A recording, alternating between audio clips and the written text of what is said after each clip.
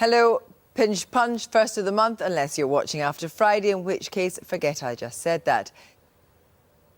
In case you've downloaded us by accident while searching for something completely different, I'm Kirsty Wark, and I'm here to tell you that this is the Newsnight video podcast, and it is completely different.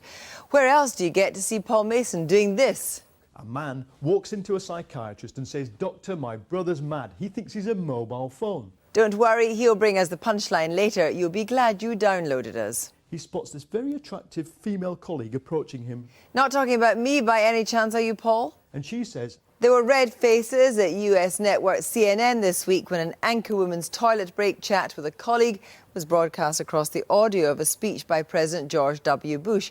It seems the president just can't help being involved in live mic gaffes, bringing to mind his public tete-a-tete with Tony Blair at the G8 earlier this year. Nonetheless, the lessons for female broadcasters are clear. Before going anywhere to check your makeup, make sure you check your mics off first. Such a thing could never happen in Newsnight. Well, of course. "It all reminds me of that old joke." In this week's bag of crunchy video bites, for many years he was a backroom operator in the Labour Party, and the skills he learned there have been deployed in ministerial positions from transport to defence through to the Home Office. But does it necessarily make him prime ministerial material? If Tony Blair resigns and then Gordon Brown is run over by a bus, I think it's highly likely that John Reid will have been driving. In limbo, the dilemma for those who saw our stem cells investigation but have already paid for treatment. And if it wasn't for the BBC, I would know nothing about this at all. And Paul Mason demands to know when he'll be able to buy a mobile phone that does everything. What kind of lifestyle choice is it that involves me doing this? This week marked the first anniversary of Katrina, the worst hurricane in recorded history to hit the United States. Katrina caused not only physical damage when it ravaged much of New Orleans and the Gulf Coast, but political damage to the Bush administration. Michael Brown is the former head of the Federal Emergency Management Agency. As criticism of the US response gathered pace, it was Brown who took most of the flak, ending with his resignation. But the blame game has continued ever since. Gavin spoke to him on Tuesday and asked what his biggest regret was about the way Hurricane Katrina was handled. You know, I think my biggest regret is having not leveled with the American people about exactly how bad this disaster was and the difficulty that I was having getting the resources I needed to respond quicker. I think had I gone more public with that, I think it would have forced the United States government to react quicker than it did. It was a systemic failure at all levels, wasn't it? I just wondered if you felt that you were the fall guy and that people above you should take some of the blame. Well, clearly it was a systemic failure at the local level, the state level, and at the federal level. And I think when you talk about these failures, they truly were systemic in the fact that the local government didn't do what it was supposed to do, the state government didn't do that, and then the federal government was just too slow in forcing those lower level governments to do what needed to be done. But if I were sitting on the coast of the southern states of your country tonight as another tropical storm is heading my way, I might think not very much has changed. I mean, I understand that the cleanup is incomplete. A third of the debris has not been removed. Billions of dollars of appropriated funds have not yet been spent. And perhaps the failure continues. Well, the only comparison I can really make is that in Florida in 2004 and after September 11th, FEMA cleaned up ground zero in New York City ahead of schedule and under budget. We cleaned up Florida in less than a year, 4 hurricanes that covered the entire state. Now, I don't want to get in the business of comparing disaster to disaster, but it just seems to me that for some odd reason, it's just taking longer and longer in New Orleans and Louisiana than it should. We've got President Bush who's in Louisiana today, and the Bush administration is saying the levees are now safe enough to withstand another hurricane. That seems to defy what many local people think. Well, and I hear conflicting reports. I mean, I've heard the levees have been built up 7 feet taller than they were before, that they are better built, but no one really knows because they've done it so quickly, which they should have done, clearly. But I don't think anyone really knows yet how strong and viable those levees are. one thing which people around the world don't understand is why the Bush administration continues to maintain there is no connection between some of the extremes in the climate that we are seeing, the extremes in weather, and global warming. I mean, has anything happened in the past year since Katrina which has changed minds at the top of the Bush administration on this? Well, I don't think so. And that, I think that's open to debate. I mean, it's certainly open to debate in my mind because we thought we were going to have a very active hurricane season this year. And even though we're about a month into the most active part of the season normally, we've had fewer hurricanes than we've had in the past. So I don't know whether that connection exists or not, but I think it's something we should clearly debate and come to a reasonable conclusion about. Michael Brown, thank you very much for joining us.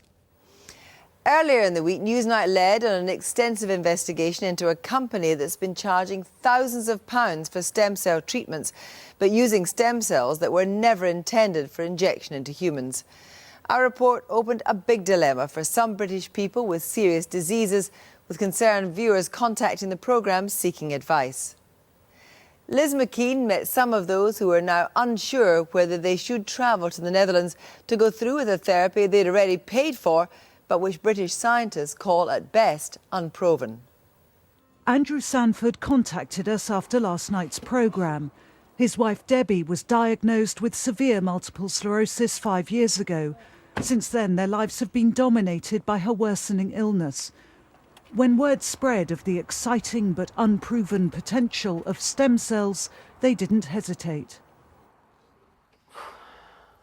There's nothing else, is there?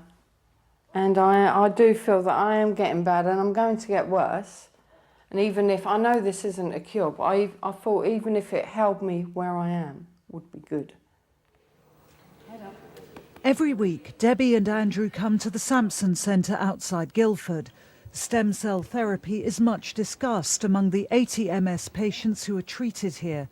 The caution of their physiotherapist underlines the perils of relying on untested science. I went to a physio meeting about 3 or 4 months ago where there were a group of physios from the whole of the southeast of England, and one of the questions raised there was, had any of the physios in the room had anyone who'd been for this treatment, and then had anyone seen any improvement? And the answer to the question was that yes, several people had patients who had gone and no one had seen any improvement. The lack of evidence had not put off Chris Stevenson. He's also considered the treatment using the same company as the Sanfords. One is getting older. It's all very well saying I'll wait 10 years until therapies have improved and the doctor's going to get round the subject, but I was deteriorating a bit, and this seemed to be one of the avenues that one might be able to go down. Stem cell research is billed as the brave new frontier for science, with the potential to cure numerous chronic illnesses like diabetes and heart disease, or repair spinal cord damage. Stem cells can be taken from embryos or adult tissue like umbilical cord blood. The benefits may be decades away, but Newsnight has uncovered one company that's offering desperate patients the dream of a cure. Since Newsnight broadcasted allegations yesterday evening about the shadowy company that's offering stem cell therapy, we've been contacted by a number of people, including Andrew Sanford, who've grabbed the chance, however slim, of help. They all now feel bitterly disappointed. The allegations centre on a company called Advanced Cell Therapeutics, or ACT. The two people behind that company are Stephen Van Rooyen and Laura Brown, both facing FBI charges in the United States. ACT supplies stem cells for use by clinics around the world, but questions remain about where the stem cells come from. At a clinic in Rotterdam, Newsnight filmed stem cells being injected into a young child. They were sourced to All Cells, a company that claims its products are for research purposes only, not for use in humans. When she discovered that, former model Justine Asher decided to sue ACT. The South African was treated in Rotterdam for a spinal cord injury. I really believed that, that this was it. And obviously shared my feelings with my children, whom were very excited. And my daughter at one stage said to me I'd be able to run on the beach with them, I'd be able to pick them up the way the other mommies at school pick their friends up. And if it wasn't for the BBC, I would know nothing about this at all. My wife would have turned up Monday, and if you were still doing the stem cells, she would have been injected, and I think that's terrible. The Sanfords had been due to travel to Rotterdam on Monday for treatment. The booking has now been cancelled, their fee of £14,000 still to be refunded. We live daily on hope that we get to be fit and healthy as much as we can for the day when there is a cure or there is help. And when people give you this help that they promote, and it's not what it says it is, well, that can just about, chuck you down the road.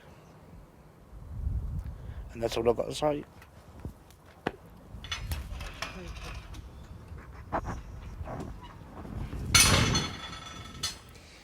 And you can watch the original investigation by Susan Watts in full on our website. In Thursday's programme, we turned our attention to John Reid's eventful time at the Home Office. Here's Laura Koensberg. So many jobs, so little time. How do you put together the ultimate political career? Spend a bit of time cracking heads at the Department of Health, make like a soldier at the Ministry of Defence, or be brave and take on the mega job, the Home Secretary, the one that sunk so many politicians before. But could John Reid use it as a platform for the biggest political post of all? When he was shuffled into his 9th ministerial job, the Home Office seemed near meltdown, and by saying as much, John Reid dissociated himself from the existing problems. And then the unfolding terror plot propelled him to centre stage. Did Tony Blair fly home to take over? No. Or John Prescott, supposedly the boss in the PM's absence, take the lead? No. It was the Home Secretary who seemed in charge. John Reid has done pretty well, actually, as a new Home Secretary. During the crisis over the airplane plot, his ratings shot up. And I think the challenge really is that many of his sentiments are in line with many of those of the public. So he's in the right place for this job. He believes in more prisons. He believes in not letting murderers out early. He believes in fixed numbers on immigration. All of those things play well with the British public. A Home Office source told Newsnight the Home Secretary would always take charge in such a situation. Reid's prominence was nothing unusual. But look at this. This is unusual. An analysis of John Reid's coverage in the press just after the terror arrests. He storms past Tony Blair. And again, look carefully at this. This was the government schedule until just before the arrests were made. John Reid intended to make a big speech on immigration. Last minute, the subject changed to terror. Now, with a new and improved profile, he's being touted for PM. His vast ministerial experience certainly bolsters his case. He has a reputation for getting things done. But after a quick succession of many different jobs, what exactly did he leave behind? John Reid, to the extent that he was there during a time of plenty, when a lot of extra money was coming into the health service, and when some of these underlying financial issues were not really tackled, and all the focus was on delivering shorter waiting times and improving care around accident and emergency, good things in themselves, but this underlying financial problem should have been tackled at the same time. So while he's just about mastered much of the domestic agenda, there are gaps in John Reid's enormous CV. He's never held any post concerned with the economy, so is experience and naked ambition enough to propel him into power? John Reid's first job as a minister was here at the Department of Defence. Next on the list, a job here at Transport. John Reid's first foray into the Cabinet was as Secretary of State for Scotland. Then he came here as Secretary of State for Northern Ireland. And he's been the boss here at the Department of Health. Then, after another spell at Defence, this time as the boss, John Reid came here, his current berth, in charge of the Home Office. There's no doubt he knows his way around Whitehall, but could John Reid really cut it in Downing Street? And why is the question now even being asked? Well, it suits ultra-loyal supporters of the Prime Minister to create speculation about alternatives to Gordon Brown. And it puts pressure on the Chancellor to show his Blairite credentials long before any leadership competition. But even if John Reid would dearly love to move into number 10, there's one very big and very important obstacle in the way. It's the Labour Party, because its MEPs and MPs, its card-carrying members and the unions are the ones who choose their leaders. While Mr Reid may have tickled the belly of some of Middle England with tough talk on terror, does he have enough support in his own tribe to get him the job? If Tony Blair resigns and then Gordon Brown is run over by a bus, I think it's highly likely that John Reid will have been driving. But other than that, it's difficult to imagine circumstances in which John Reid would be a contender for the leadership. Because while he is undoubtedly far more than simply the thinking woman's thug, he doesn't actually have the base of support inside the party to mount a serious challenge against Gordon. John Reid may now be better recognised, but a future PM? However you dress it up, he's still more likely to be remembered as a bruiser than as a resident of Number 10. And speculation that places him in the top job more a sign of fevered feelings inside Labour than a realistic gaze into the future. Now, back to that joke. A businessman gets promotion and moves to a new office, and on the first day he spots this very attractive female colleague approaching him across the open plan.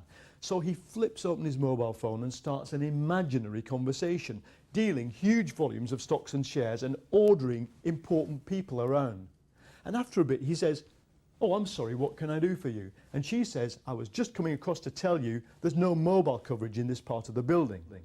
If you're wondering what that was all about, Paul Mason is about to join the 1 billion other people on Earth estimated to buy a new mobile phone this year. But as if tariffs and networks weren't enough to worry about, Paul decided to make a film expressing broader anxieties about the future of mobile technology. Chiefly, just when will he be able to get a phone that does everything? Mobile phones have only really been around for about 10 years, but increasingly they're getting right into our lives. Mine does email, it takes pictures, it plays chess and beats me, but I want more. I want to know, when do I get a mobile that does everything? David Wood's been designing them since, well, let's just say that when he started, making them the size of a brick was a triumph for miniaturization.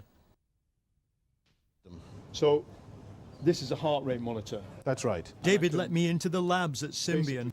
We talked high technology and deep detail. Actually, this is a blood pressure monitor. 80% of smartphones in the world run David's software system, and it's all about to go way beyond texting and snapshots. And the results will be Bluetoothed across to the phone, put into the form, so you don't have to bother typing it in. 141/72. What does that sound like to you? Slightly elevated top figure, bottom figure is okay. Have you had problems with top blood pressure? No, I haven't, but I did have a big cappuccino before I started. Okay. Which end do we use? I think you've got it the right way around. 4. So, David, how did I do? Well, let's see what the smartphone thinks about it. There's you on the right, and there's the Pro on the left. It was quite reasonable hip movement. That's the thing, isn't it, the hip movement? It's all about lifestyle choices. What kind of lifestyle choice is it that involves me doing this? It was then that I realised I was getting dazzled by gadgetry. Whereas the boss, I said, I want specifics, milestones, roadmaps. We work on roadmaps which extend many years into the future because these designs, these technologies are evolving through many years. What can I tell you about that? That's rather more difficult because clearly we have a very trusted position and we can't go spilling trade secrets. But there are some broad trends which you can anticipate. More consumer electronic devices arriving on the mobile handset, more network types being accessed by the handset, and also new services arriving to be consumed by the user of the handset. But is there one thing out there in left field that you didn't expect? Are there things that we don't expect but that people are planning for us to do with these devices? I think making this an integral part of how you live your life and beginning to get the behaviour of using a PC on the move, accessing information as and when you require it, accessing people as and when you require it. That's a broad societal shift, I think, that we will be seeing over the next 3 to 5 years. It doesn't get more societal than a home game at Manchester City.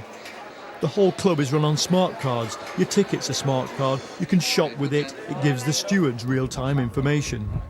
And last Saturday, as well as beating Arsenal, they became the first club to put the smart card onto a mobile phone. And the wine comes. Why is Man City spending all this money on mobile phone technology? Basically every fan used to bring the scarf with them to a football game, and what we found over the last 5-6 years, everybody brings a mobile phone. So not a rattle anymore? No, and we already use smart card technology. Every season ticket holder, every fan has one of the smart cards, and this phone is the next step from it. The technology is called a near-field communications chip. Now, 5 minutes of amateur sociology here convinced me of two things.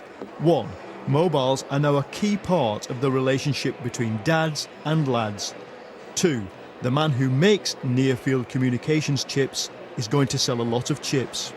You are a man with presumably an order book that says company X, Y and Z are about to buy how many million chips. What's it saying in your order book about how fast they're likely to take this up? Well, again, the end point which you currently see, which is going to be when there is mass penetration, is 2010 with 50% of the mobile devices. To give you a sheer idea, 50% of the mobile devices 2010 is going to be more than 500 million chips. You know what? It's about more than just chips. It's about networks. The Japanese seem to be the one nation who really understand what to do with mobiles. Nearly everybody there owns a smartphone, and they've just built a WiMAX network. And what's a WiMAX network? There's a Wi-Fi service with broadband hotspots, like in airports here, and you can make mobile phone calls on it that bypass the traditional mobile networks. It's all done through little boxes hung on lampposts, and it could just blow the mobile industry apart. It is a bit of a war, there's no question. It's about a battle for the future of the mobile phone industry. And if you win, how will things change? Well, the business model's got to change. You know, the mobile phone business model's got to change. Today, when you buy a 3G phone from an operator, they say exactly how the service works. They say, you know, which internet sites you can visit, you use voice this way, you use video this way. It's a walled garden, a closed approach. WiMAX is coming from this kind of internet stance, which is a very open, free, you know, choose what you want. The boss at Orange has game consoles to worry about now, as well as phones, because he's now competing in the internet market, landlines, music and even television. How are the networks going to have to evolve as we get more freedom because of the very power of the devices you're putting into our hands? First thing is broadband, and broadband everywhere. Broadband at home, broadband when you're up and about, broadband in your car, broadband at work. That provides the foundation seamlessness. What protocols are used, whether it's GSM, UMTS, HSDPA, or some other technology, Wi-Fi, doesn't matter. Fiber, doesn't matter. We will use what's right and optimal for that specific part of the network. For an industry that's spent millions trying to corral us onto one technology, that's a revolutionary thought. So, that was my trip through the future of mobiles. And did anybody answer my question? Not exactly. But now I know phones have an operating system that doesn't stifle innovation, and that the Japanese are on the way to replacing mobile phones with the mobile internet, and that pretty soon I'll be able to buy a Man City fluffy toy using a mobile instead of a credit card, and that this is one of the few industries that actually delivers more than we expect. It all reminds me of that old joke. A man walks into a psychiatrist and says, "Doctor, my brother's mad. He thinks he's a mobile phone." And the shrink says, "Why don't you get him locked up?" And the man says, "I've tried, but there are 6 months left on his contract." It was worth downloading us just for that. That's all from me. If this rummage through the past few days hasn't been enough for you, there's much, much more to watch on our website. And our blog cum forum is always open for business. Share your views about any aspect of the programme at bbc.co.uk/Newsnight.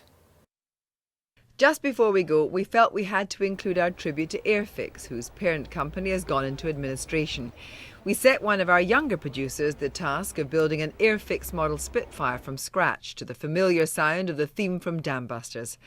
Alas, Clearance restrictions prevent us from using the theme on our podcast, but don't fret. Here's the Newsnight male choir to play it out for us instead. Chocks away, men.